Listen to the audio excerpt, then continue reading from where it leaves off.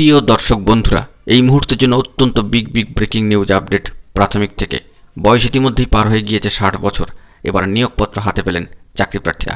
অত্যন্ত গুরুত্বপূর্ণ breaking news উঠে আসছে।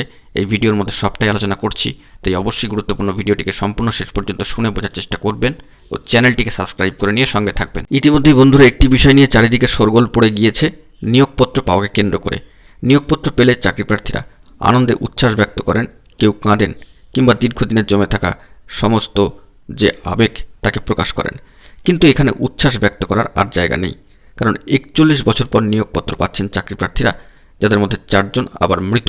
কারণ চাকরির বয়স তাদের ইতিমধ্যেই পার হয়ে গিয়েছে, অবসরের বয়স, অর্থাৎ অপেক্ষা করতে করতে পেরিয়ে গিয়েছে কর্মজীবন থেকে অবসরের বয়সও।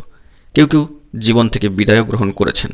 এমনই 62 জনকে প্রাথমিক স্কুলে চাকরির নিয়োগপত্র দিয়েছে হুগলি জেলা প্রাথমিক শিক্ষা সংসদ। সামাজিক গণমাধ্যম সূত্রে খবরটি বেরিয়ে আসছে। এমন 4 জনের নামেও নিয়োগপত্র ইস্যু হয়েছে, যারা ইতিমধ্যেই মৃত্যু বরণ করেছেন। জানাজানি হতেই চারিদিকে শোরগোল পড়ে গিয়েছে, সরব হয়েছে অনেকেই। যদিও অনুসন্ধানে জানা যাচ্ছে প্রাথমিকের এই নিয়োগ জটটি 1983 সালের, এবং জট কাটতে কাটতেই লেগে গেল প্রায় 41টা বছর।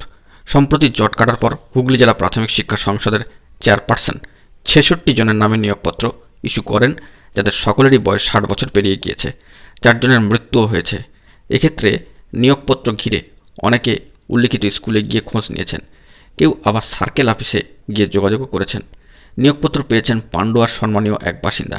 তিনি পান্ডুয়া সার্কেলের চাকরিতে যোগ দিতে গিয়ে বলেন, সেই সময় বামফ্রন্ট সরকার ছিল, আমরা প্রশিক্ষণপ্রাপ্ত ছিলাম, আমরা চাকরি পাইনি, পরে প্যানেল বাতিল হয়ে যায়।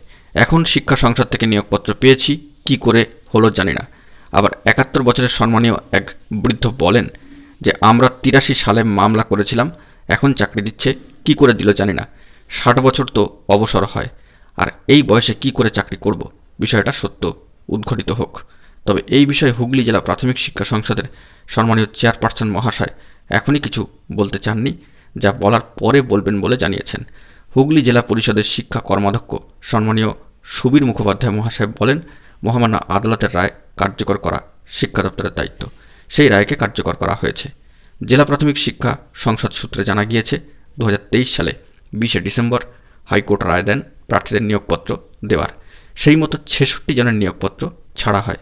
মহামান্য আদালত রায় বলেছে 2014 সালে 8ই অগস্ট থেকে এফেক্ট দিতে। মহামান্য আদালতের নির্দেশ মতো এই নিয়োগ দেওয়া হয়েছে।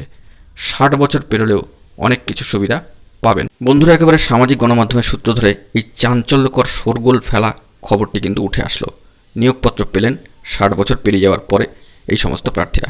অত্যন্ত গুরুত্বপূর্ণ খবর। বন্ধুরা, এখন এই পর্যন্ত গুরুত্বপূর্ণ আপডেটগুলি পাওয়ার জন্য চ্যানেলটিকে এখনই সাবস্ক্রাইব করে নিয়ে সঙ্গে থাকুন। ধন্যবাদ।